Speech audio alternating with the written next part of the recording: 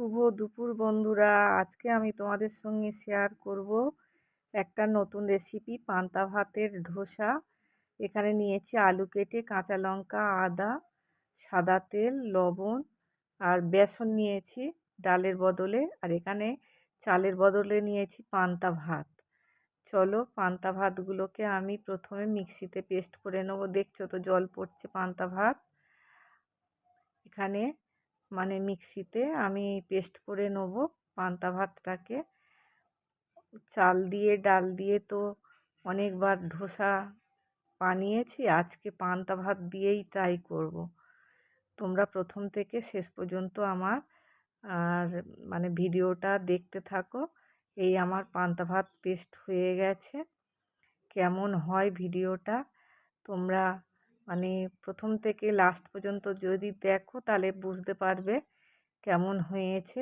আর তোমরাও বাড়িতে একবার ট্রাই করে দেখবে। পান্তা ভাত তো সবাইয়ের বাড়িতে কম বেশি থাকে, ভাত একটু জল দিয়ে রেখে তারপরের দিনকে করবে। এখানে আমার পান্তা ভাতটা পেস্ট হয়ে গেছে।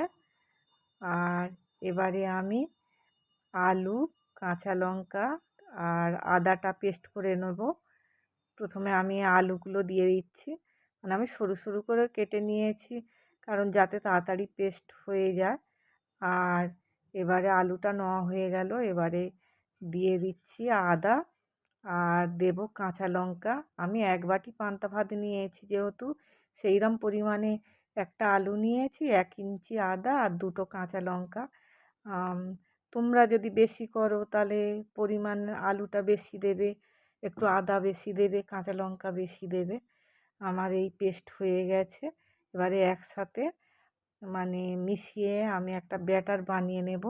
দেব পরিমাণ মতো লবণ আর দিচ্ছি বেসনটা। ডালের বদলে আমি এখানে বেসন দিয়ে দিলাম আর সামান্য জল দিয়ে দিলাম। দিয়ে যেমন ব্যাটার করে ধোসার, সেরকম একটা ব্যাটার বানিয়ে নিয়েছি। ননস্টিকের কড়াইতে প্রথমে আমি তেল ব্রাশ করে দিয়েছি, দিয়ে আর ওই ব্যাটারটা দিয়ে দিলাম, দিয়ে আর উপর থেকেও একটু তেল ব্রাশ করে এই তুলে নিচ্ছি। দেখো বন্ধুরা কেমন হয়েছে, ইউনিক রেসিপি। এইরকম পান্তা ভাত দিয়ে ধোসা কোনো দিন তোমরা খেয়েছো? আমি প্রথম ট্রাই করলাম। আমার করতে করতে এই দুটো প্রথমেই আমার ছেলে টেস্ট করে নিয়েছে, এবারে আমি টেস্ট করে দেখছি। ভিডিওটা পুরোটা দেখার জন্যে তোমাদের ধন্যবাদ। তোমরা